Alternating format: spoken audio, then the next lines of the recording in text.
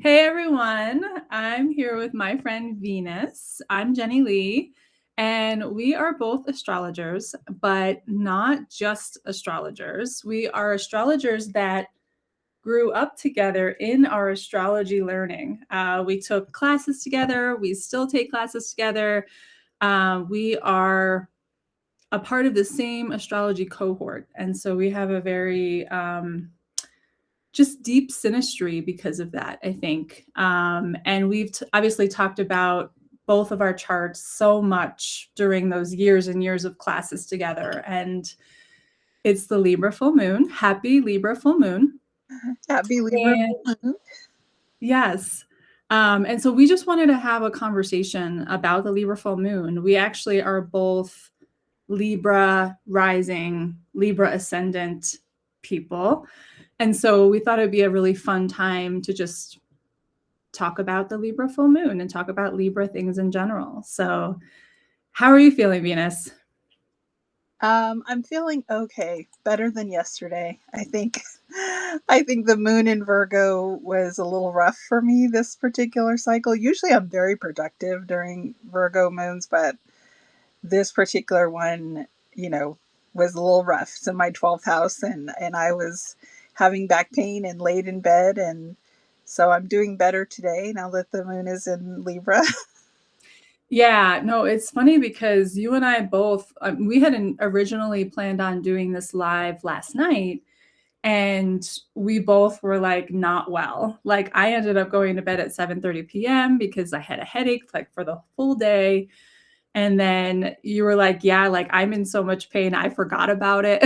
Like so yeah, the Virgo energy in our 12th house, I think that's a part of the conversation, right? Because in order to get to anything Libra, we have to go through the Virgo. And we both have some Libra in our 12th house, right? Because we have the ascendant in Libra. That means that however many degrees before the ascendant, it's going to be in that 12th house. So let's talk about the 12th house experience. I know that you have a lot to kind of even point at in terms of your history. I don't know if you want to share anything. Yes. So I'm in traditional, like, ancient astrology, there's something called perfection years, and it's sort of different themes.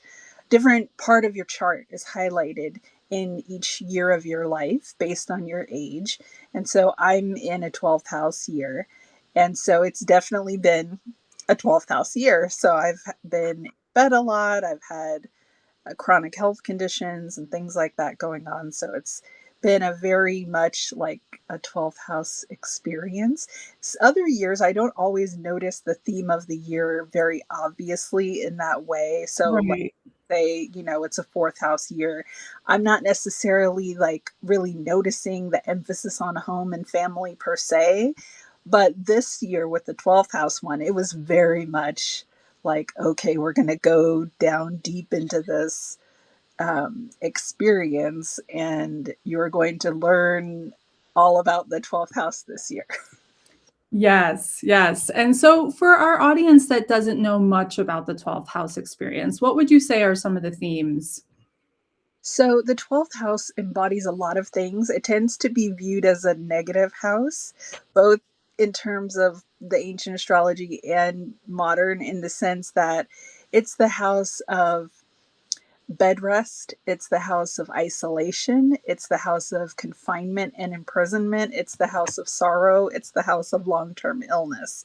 And so, on the positive side, it's the house where we go from, so as we go around the zodiac, we go from the I and we merge into the we at the 12th house. It's where we um, sort of merge with the collective conscious or unconscious energy. It's where we connect with the divine. I mean, the ninth house also deals with connecting with the divine, but the 12th is more like we lose our sense of self into Mhm. that collective energy or that divine consciousness. So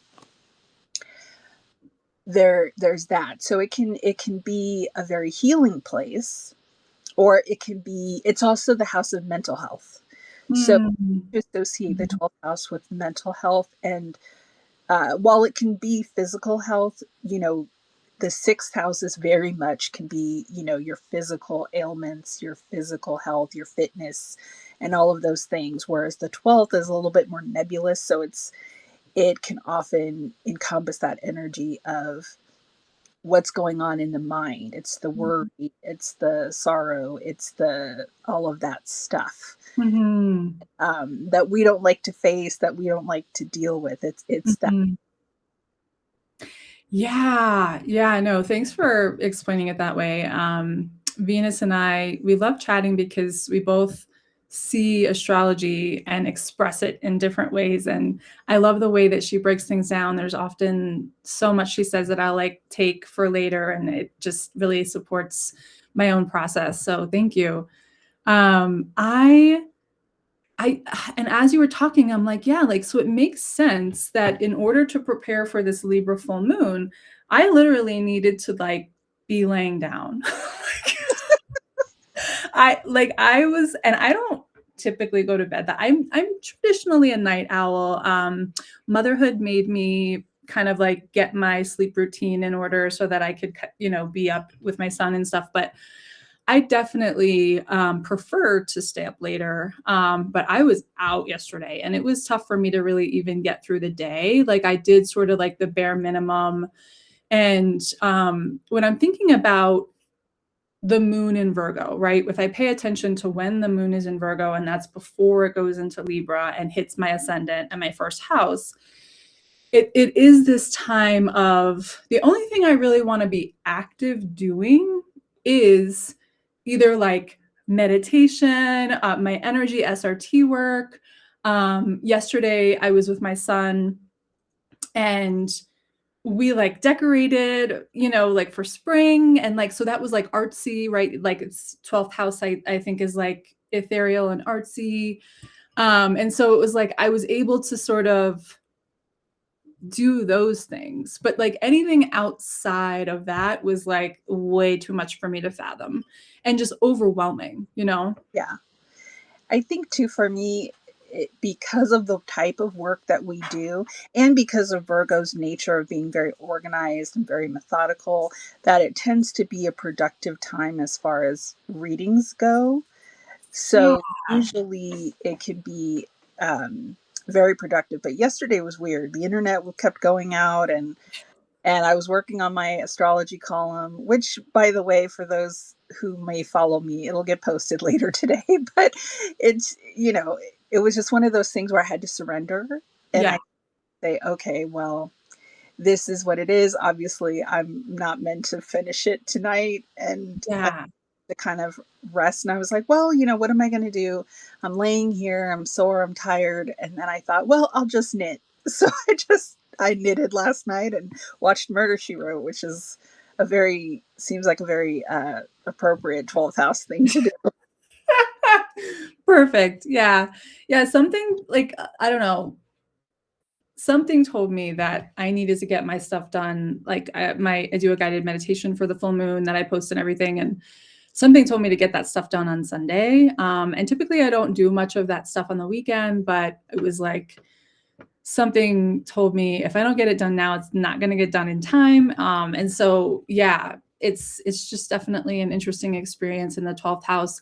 I don't know the degree point that the moon is at right now. I know it went into Seven. Libra last night It's at and 7. 7:30. Oh, no. Oh, I'm sorry. I thought you meant what degree is it at this moment? It's at 7 degrees of Libra. It's at But 7 degrees of Libra. yeah, Okay. the new moon is at 12 degrees. The full moon. Yes. Yeah, I'm sorry. So full moon. Yes. No worries. I totally mix them up too because I focus so much on both of them. So okay, so that means so I have 9 degrees of Libra on my ascendant.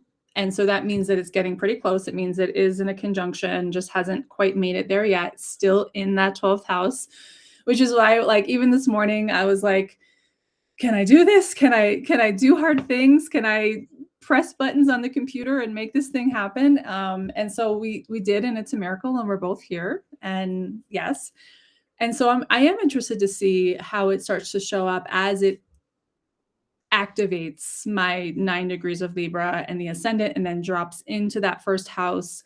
The only planet I have in that house, which I think you and I have in common, I think we both only have the one planet, which is Pluto. Yeah.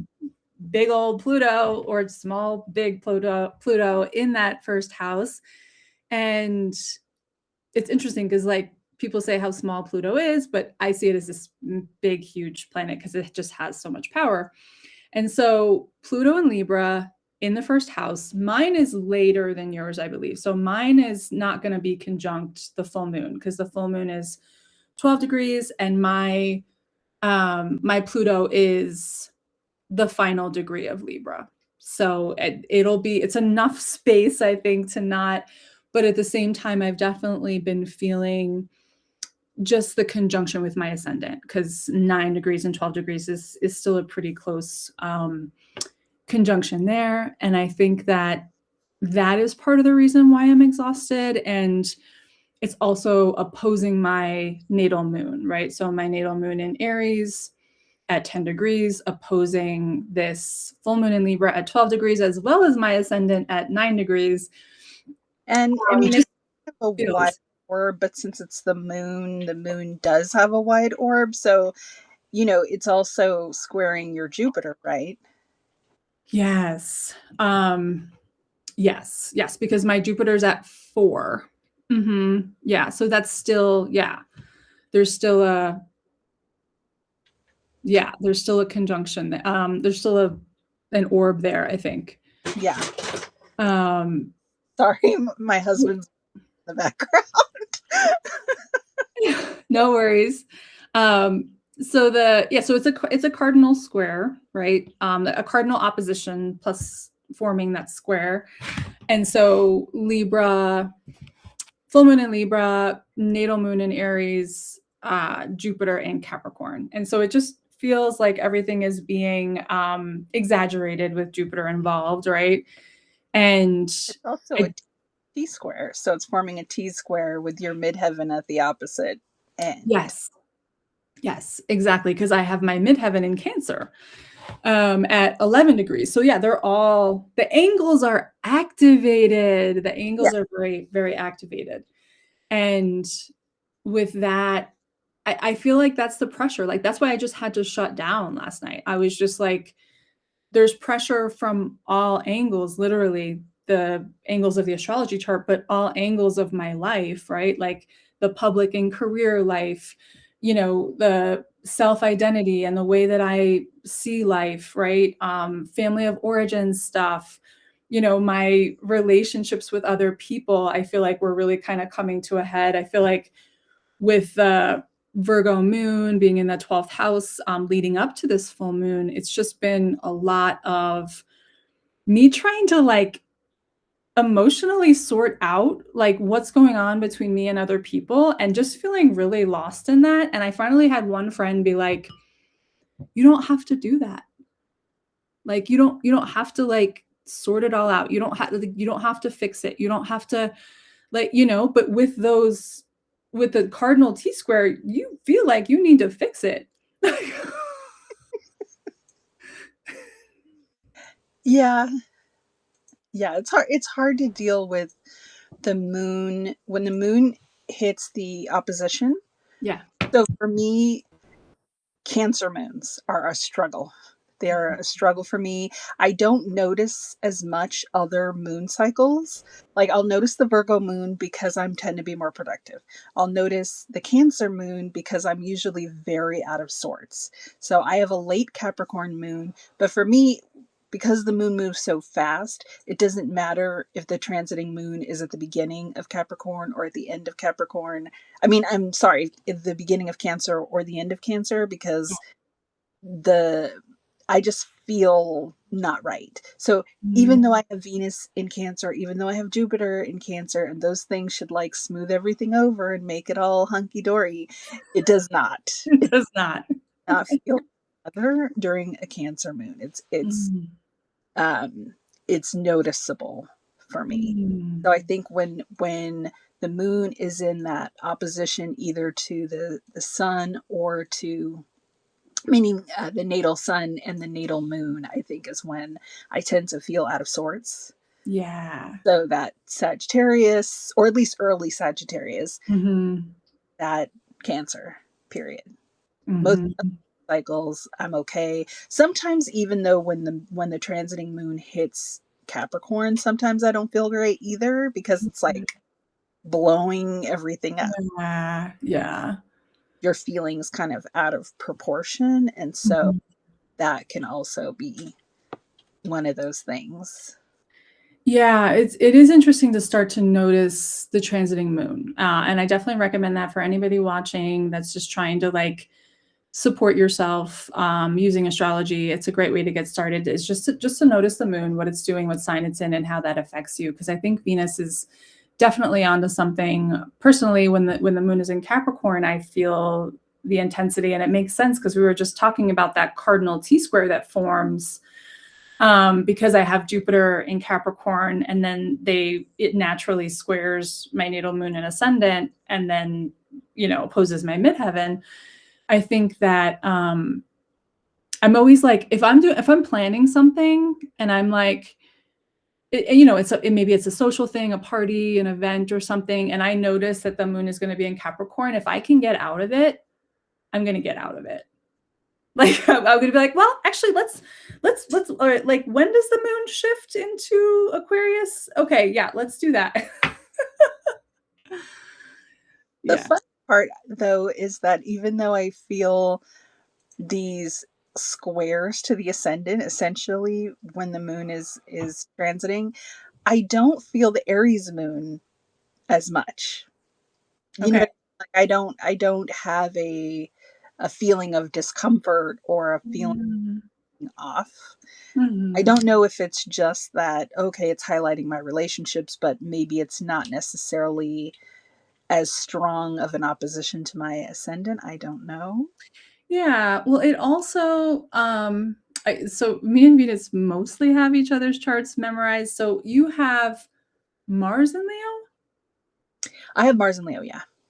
So that would you would have that moon trining your Mars in Leo, That and is because that I would think, in a logical sense that I would feel that more. So maybe I'm only feeling a blip when it opposes Pluto, but then it's like at the same time yeah, trine Mars yeah. when opposing Pluto, so it doesn't really like hit as hard. That makes sense. Yeah, because yeah, I think once the Pluto intensity is out of the way, then that trine between the personal planets, the moon and Mars, would take over. But once you have an outer planet involved, everything is just intensified, right? Yeah, I've been feeling I had a really rough time with Saturn conjunct my South Node recently. So that was a pretty dramatic February and March due to that. Yeah. Yeah. Yeah, yeah. So the South Node, yeah, I've been actually, the last reading I did, I was talking about the South Node, and it was actually in more of the context of like the synastry of like somebody's South Node working with one of your personal planets or something like that. But in general, anything working with the South Node is like it's work, and then Saturn is work in itself. I mean, Saturn makes you work. And then So it's sixth house, which is the house of labor. yeah, oh, yeah. So I just felt like I had all these obligations and I had no energy. So I felt like I was dragging myself, like scraping myself along Mm. the sidewalk trying to get these readings finished. Everything was taking so much time, and I had dealt with a personal loss of a friend at the eclipse. Mm. So the Yeah. eclipse was hitting hard. Then Saturn was conjuncting the South Node. And so it just made that month and a half a struggle. I'm like, I'm finally coming out of it now, even though Mm.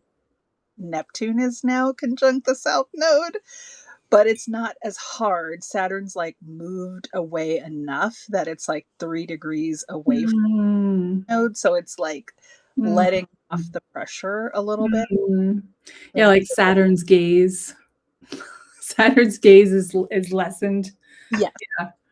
Yeah, no, that makes sense. And you know, when we're in our 40s, the South Node and the North Node are just more of a priority. And I think that whenever we have a transit with the nodes, once we're beyond 40, we just feel it at a different level because it's like, oh no, like it's not that it didn't matter before, but now it's game time. Like this isn't dress rehearsal. Like this is the actual play. So are you ready?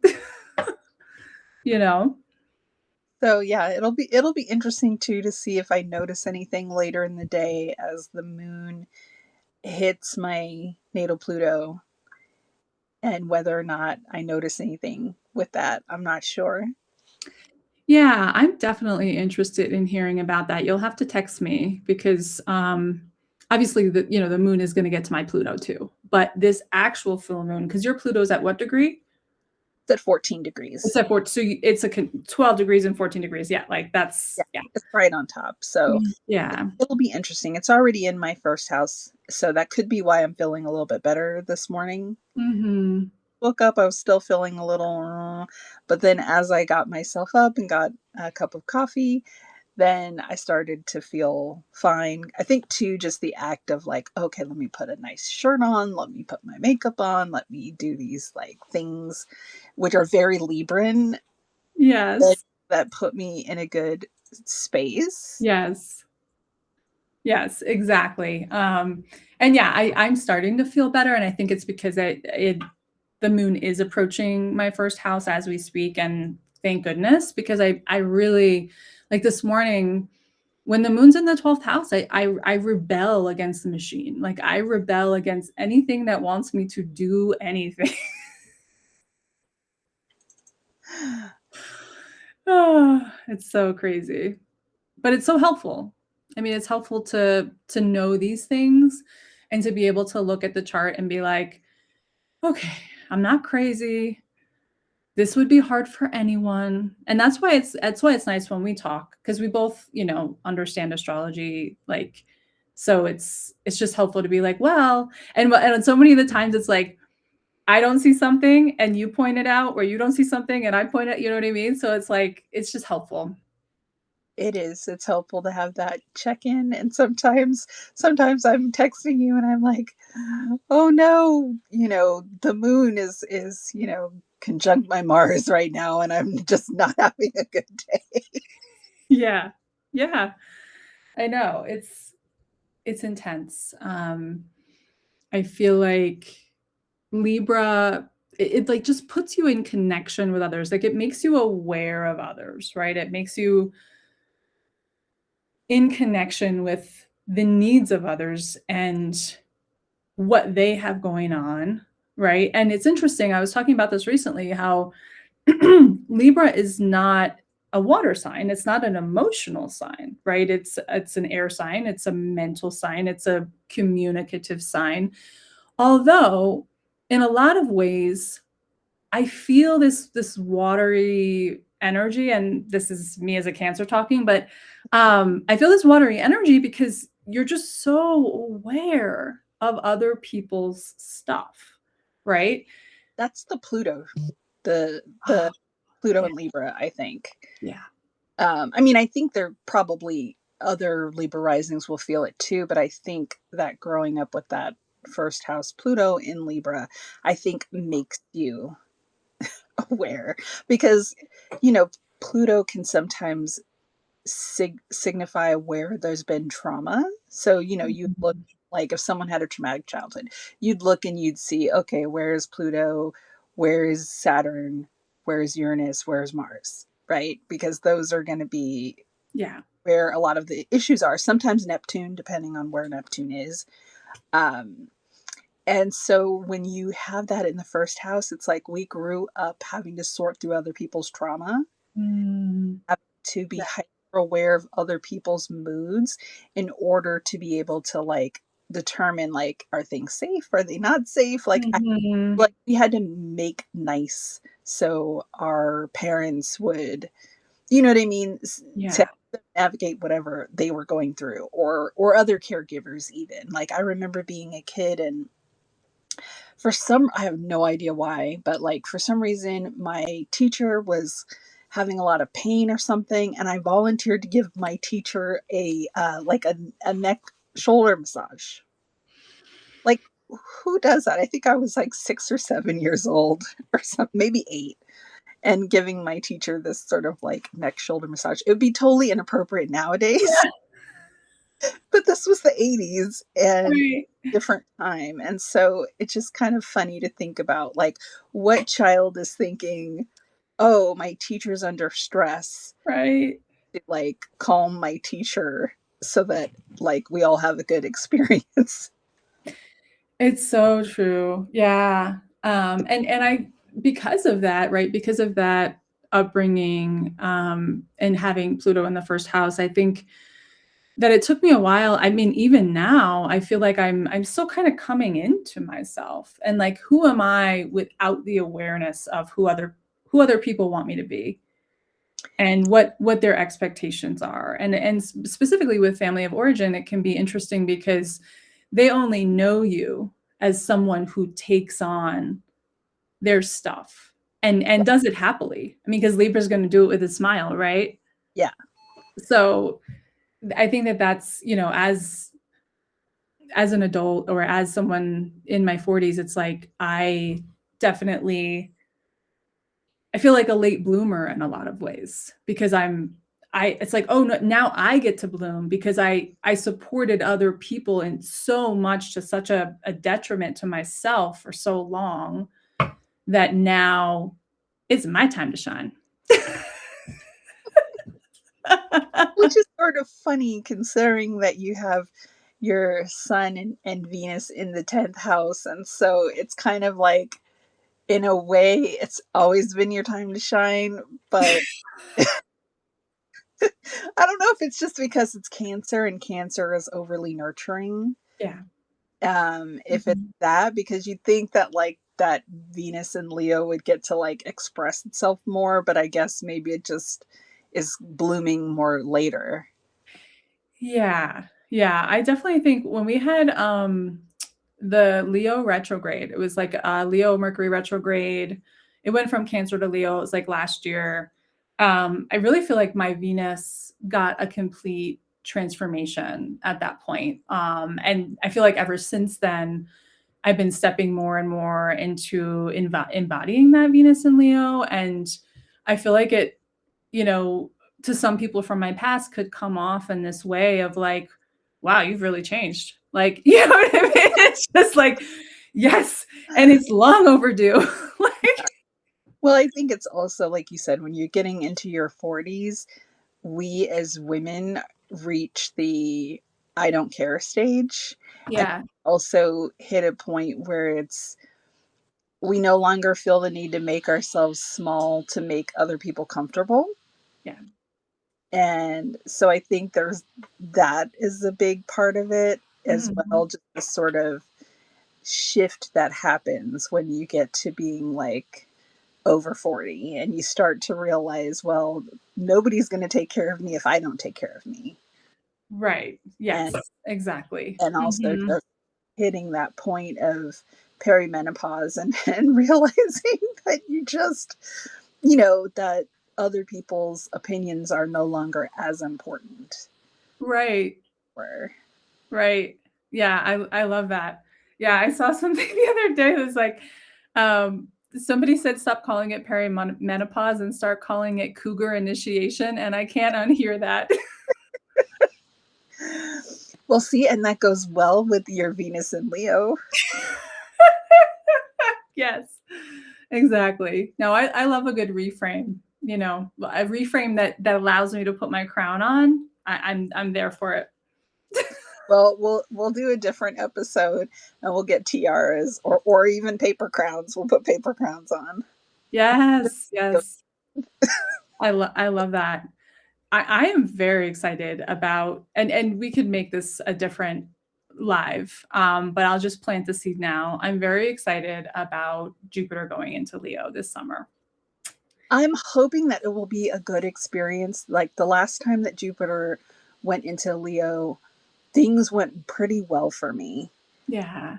back then I was still writing fiction, and Mhm. the Jupiter in Cancer period was a productive period for writing, but my most popular book was published, and then I started earning all the income from that. So for those of you who are newer to astrology, the 10th house is the house of career, but the 11th house is gains from career. So you think of it almost like if you Mhm. 10th house as career, and that's house one, Yeah. next house is the income from that house, Mhm.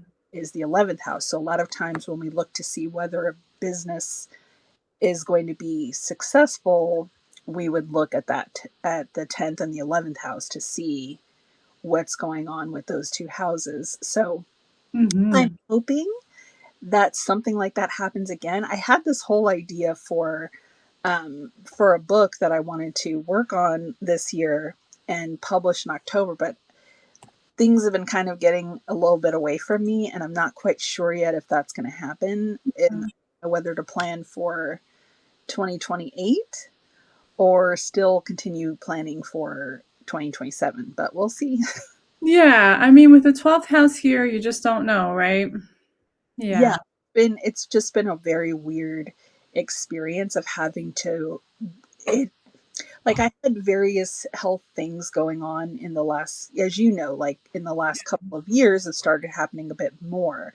But Mhm. suddenly at the beginning of this year, it was just okay, well, we have chronic illness now, and it's just going to bother us every single day. Yeah. And now you just have to like learn to like live with that there's just going to be days where you have to lay down, or days when you don't have any energy. And so it's just been a very strange time for me because I had a different experience years ago where I had Saturn and Pluto in the fourth house. And that's when I had a health issue. I had to have a hysterectomy. And that was like an experience, and it was a difficult experience, but I was still able to kind of like do a certain amount of things. Like, even though I had a lot of limitations, I think it was because my energy wasn't depleted. Do you know what I mean? Like where you're sick, but your energy is not totally zapped. Yeah. But That's in different. the Yeah. last years, it's like my battery Yeah. is low. Whereas before it was just like, okay, my energy's okay, but I'm just dealing with chronic like pain until that issue got resolved. But now I'm like, I'm low energy and I'm chronic pain. And so it's been an interesting like Yeah. adaptation and sort of juggling with Yeah. that. And Mhm. um yeah, so that's just been a very interesting aspect of this like 12th house perfection year, and Yeah, really absolutely. teaching me about the 12th house, and hopefully that I will have more empathy for clients going through a 6th house 12th house Yeah. Oh, for sure. experience. Definitely. I love that. I love that perspective. I do think that so much of what we go through, especially having, yeah, Pluto in the first house, I think that we are meant to help others with, right? Like we go through it so that we can hold the wisdom and hold the space for others. And so we're doing it. That's what we're here to do. So proud of us. Yeah, and I discovered I had no idea for a long time that my north node was in the 12th house, because it's a whole different topic of conversation, but there's different ways to calculate the nodes. You can use true node or you can use mean node. True node puts my node in the first house, which never sat right with me. So when I would read things about the nodes, it just wouldn't click. You Yeah. So I was just like, maybe the nodes aren't that relevant, because I just couldn't quite get it. And then one day I realized, this thing is not this something I was doing wasn't calculating the node where it should be. And so Right. I thought, well, why is this? I was looking at astrocartography, and there was a north node line showing up, but it wasn't showing up in the same place as it shows on a different website. And I was like, well, why is that? Everything else is the same. Why is the node different? And then I realized, oh, it's because one is using mean node, the other program is using true node, because I was looking at my Janus 6 versus astro.com. Mhm. And so one of them uses mean node, one of them uses true node. And then I figured, yeah, I know. Um, and so he's just reminding me that we have to leave at 11. Um, Yes, we're wrapping up. so I realized that the node calculation was different, and then I changed my program and I looked and I realized, oh, that would put my node in the 12th house if I use mean node. And when I did a little research on that, I was like, oh, this describes me way, way too well. Yeah. So the south node being in the sixth and my tendency to overwork myself and put so much pressure on myself to get Yeah. work done. And then Right. 12th house north node of, you know, having a lot of hesitation around going back into doing, you know, astrology and spiritual readings as a career Yeah. versus just a hobby. And so I had a lot of issues around that, and then realizing that that was my north node, and Mhm. north node being a place of kind of like I can't think of a better way to phrase it, but I'm just going to say lifelong struggle, because it's something that you don't just like do it and then it's done. Unless Yeah. you are one of those lucky people to have like three planets conjunct your north node, where it's just like you're operating in the north node automatically. Most Yeah. have that, and so it for the rest of us, it's that struggle. It's like, oh, I've got Mhm. myself to get there. Like I'm supposed to be there, but I Yeah. have to like push through. I can't. It's the some of the skills come slightly naturally in terms of intuitive parts, Right. but the application Yeah. application of doing what it's requiring me to do Yes. is, That is so true. I don't know. So do you find that too with your north node? Yeah, I think that, 'cause, Work your way to it. Astrology for the Soul by Jan Spiller, it's a great book about the nodes, and I got a lot from it, and I felt seen in it. But you're absolutely right about the application part, right? Like how like okay, this is me. I resonate with this, but how do I move the needle, right? Especially as I'm in my 40s and then the North Node gets activated, the North South Node work really gets put to the test. It's like you don't get handed an instructions sheet about okay, well, yeah, like this was you for many. The South Node represents the past lives, right? Like your everything you've accumulated, the wisdom, the good, the bad, the ugly, everything is in this cup you come in with. And then all of a sudden, it's like, okay, it's go time. And it's like, this is all I've ever known. What do you mean it's go time? And I guess like, ideally your life experiences, leading up to 40 would prepare you for that. But in an ideal world where you're not, being conditioned to stay really tightly in that, right? My North Node is conjunct my Chiron. So every vulnerable experience I have is readying me for the application of my North Node to step into my destiny. And it's like, okay, cool. So I'm vulnerable. I'm doing it right. Cool. Like, Well, I think it's also interesting because I'm looking at your chart right now, uh, that yours is eighth house and mine is 12. So I think mm, that might be an interesting discussion to have in the future, is about north node in those houses where all the dark stuff sits, all mhm, the stuff you don't want to deal with, the death, mhm. the and all of that. 100%. Yeah. Yeah. There's so much. And I think that's why we both continue to learn together is because astrology is it's so complex. It's so layered. There's never going to be a time where there's nothing left to learn. And that's why we love it so much. And that's why having conversations around it, it's like, okay, well, here's a topic that we could have another talk about because we don't have time to talk about it right now, but we will. But yeah, I just really appreciate coming together for the very connective Libra full moon and definitely keep me posted about how it shows up as it conjuncts your Pluto. And yeah, just thank you for being here. I love you and I'll talk to you later. Yeah. Bye, everybody. Bye, everyone. Happy Libra full moon.